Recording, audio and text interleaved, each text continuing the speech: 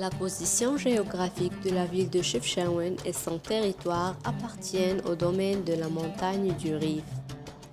C'est une région qui se caractérise par un paysage collinaire, des vallées encaissées et un couvert végétal typiquement méditerranéen. La construction de la ville de Chefchaouen fut instiguée en 1415 avant Jésus-Christ par le Sherif Moulay Ali ibn Rachid.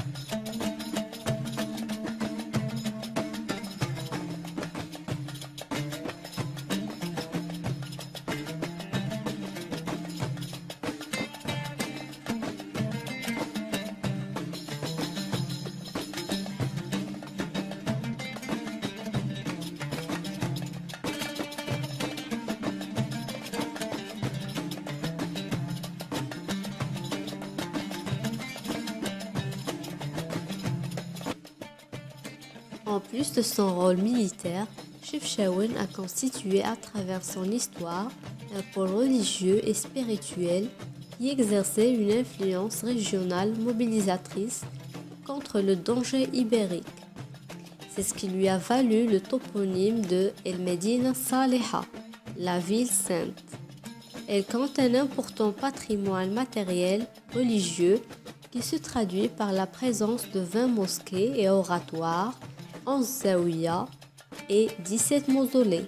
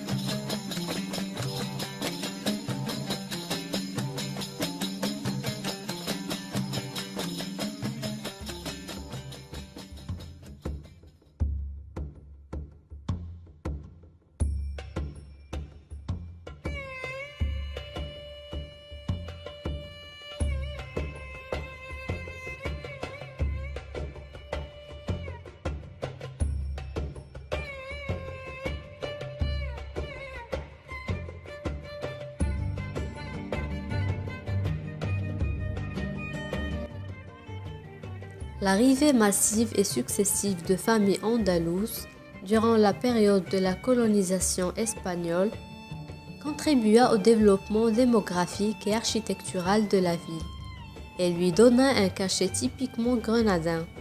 Ainsi, Chefchaouen connaîtra l'apparition de 5 nouveaux quartiers historiques. El Kharrazin, Rif el-Andalous qui a reçu les immigrés arabes venus après la chute de Grenade en 1492.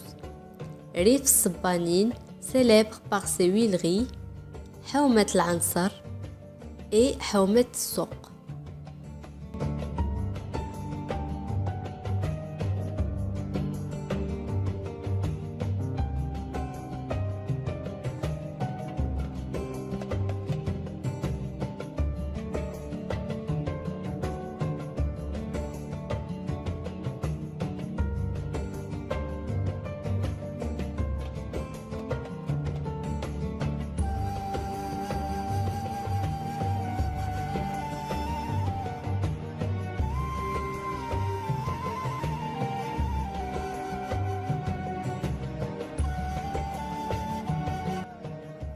La Casbah est l'un des monuments les plus importants de l'ancienne ville de Chefchaouen.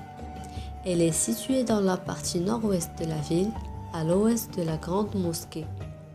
Elle a été construite par le fondateur de la ville, Moulay Ibn Rachid, et a été un siège du gouvernement, notamment le mouchoir, une maison d'habitation, une mosquée, une prison, une grande tour et 11 petites tours qui sont encore en bon état.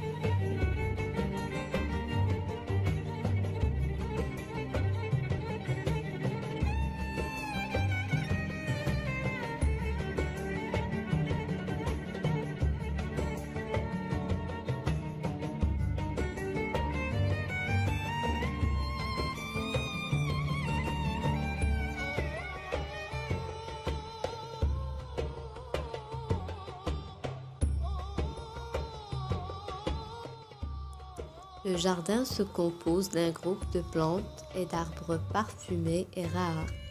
D'ailleurs, il y a des touristes qui viennent spécialement pour les voir.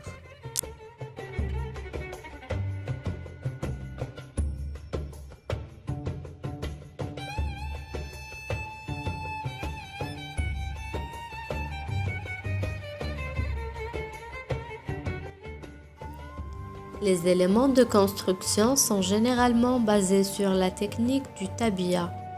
Les caractéristiques des matériaux de construction ne sont malheureusement pas déterminées.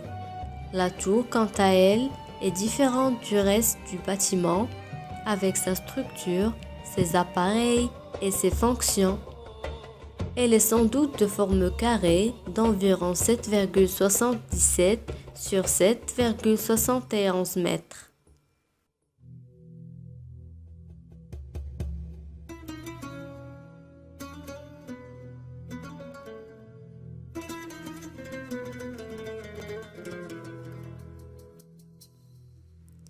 Elle est entourée d'un haut mur passant par un passage de garde appelé Randa Pass, qui orne la zone de la ville. Elle est sous forme d'un rectangle presque mesuré. Cette grande harmonie dans la construction indique que le bâtiment a été construit en une seule fois et dans un délai relativement court.